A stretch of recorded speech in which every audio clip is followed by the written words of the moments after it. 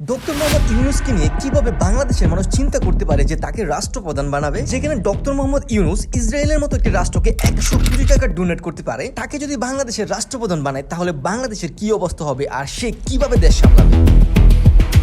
যখন বৈষম্য বিরোধী ছাত্র আন্দোলনের সমন্বয়করা প্রস্তাব দিয়েছে যে তারা ডক্টর ইউনূসকে অন্তর্ভুক্ত সরকারের প্রধান হিসেবে দেখতে চায়, আর তখন থেকেই ডক্টর মোহাম্মদ ইউনূসকে নিয়ে সোশ্যাল মিডিয়ায় এই ফেক নিউজগুলো ঘুরপাক খাচ্ছে, যেটা 100% মিথ্যা একটা নিউজ যে ইসরায়েলের মতো একটি রাষ্ট্রকে ডক্টর মোহাম্মদ ইউনূস 100 কোটি টাকা ডোনেট করেছে। এমনকি রোমার স্ক্যানার চেক করলে দেখা যায় 100 কোটি টাকা ডোনেটের এই সব পোস্ট মিথ্যে, এমনকি এগুলো এডিট করা, এক কথায় প্রকাশ করতে গেলে ফেক নিউজ। এখন আপনাদের অনেকের মনে প্রশ্ন আসতে পারে, যাকে কিনা আমরা কখনোই রাজনৈতিক মাঠে দেখি নাই কিংবা কখনোই কোনো রাজনৈতিক দলের হয়ে কথা বলতে দেখি নাই, যার নেই কোনো রাজনৈতিক জ্ঞান, সে কিভাবে রাষ্ট্রপ্রধান হয়ে রাষ্ট্র পরিচালনা করবে। I am sure doctor Yunus সম্পর্কে যদি আপনারা জানেন তাহলে আপনিও বলতে বাধ্য হবেন যে এর চেয়ে যোগ্য ব্যক্তি বাংলাদেশে আর কেউ নেই। তাহলে চলেন ডিটেলসে ডক্টর ইউনূস সম্পর্কে একটু জানি, যে তার কি কি যোগ্যতা রয়েছে যার ফলে সে রাষ্ট্রপ্রধান হওয়ার অবদান রাখে। ডক্টর ইউনূসের এমন কিছু বিশ্বব্যাপী অর্জন রয়েছে যা আপনারা অনেকেই জানেন না। বিশ্বের মধ্যে শুধুমাত্র 7 জন ব্যক্তি রয়েছে যারা কিনা একসঙ্গে নোবেল এবং আমেরিকান প্রেসিডেন্সিয়াল এবং কন্ডিশনাল গোল্ড মডেল এই 3টি পুরস্কার একসঙ্গে পেয়েছে। তাদের মধ্যে ডক্টর ইউনূস হচ্ছেন একজন।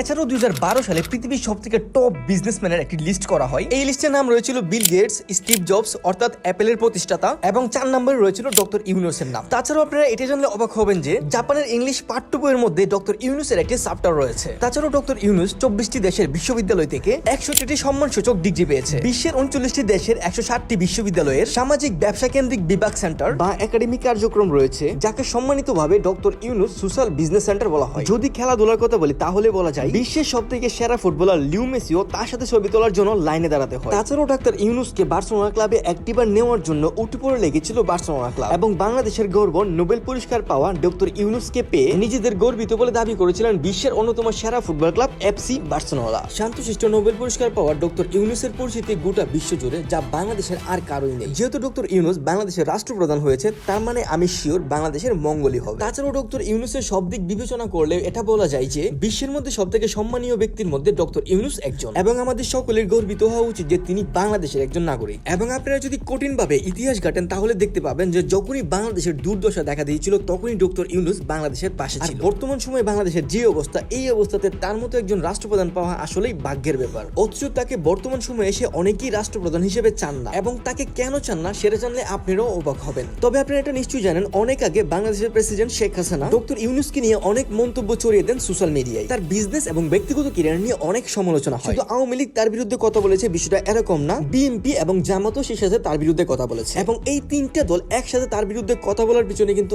অনেক বড় একটা রহস্য লুকিয়ে আছে। এই সবগুলো প্রশ্নে যদি আমি এক কথাতে প্রকাশ করি তাহলে আমি এটাই বলবো যে তারা চান না ডক্টর ইউনূস রাজনীতিতে আসুক। আর ডক্টর ইউনূস যদি রাজনীতিতে আসে তাহলে কি ঘটতো তাদের সাথে বা কি ঘটতে পারে, আর বর্তমানে সে বাংলাদেশের প্রাইম মিনিস্টার হওয়ার ফলে কি কি উন্নয়ন বাংলাদেশের ঘটতে পারে এবং বিরোধী দলের কি কি ক্ষতি হতে পারে, সেটা যদি জানতে চান তাহলে তাড়াতাড়ি চ্যানেলটাকে সাবস্ক্রাইব করেন এবং কমেন্টে জানান, তাহলে অতি শীঘ্রই আমি ওই ভিডিওটা নিয়ে আসবো। সো দেখা হচ্ছে নেক্সট ভিডিওতে। ততক্ষণ সুস্থ থাকেন। আল্লাহ হাফেজ।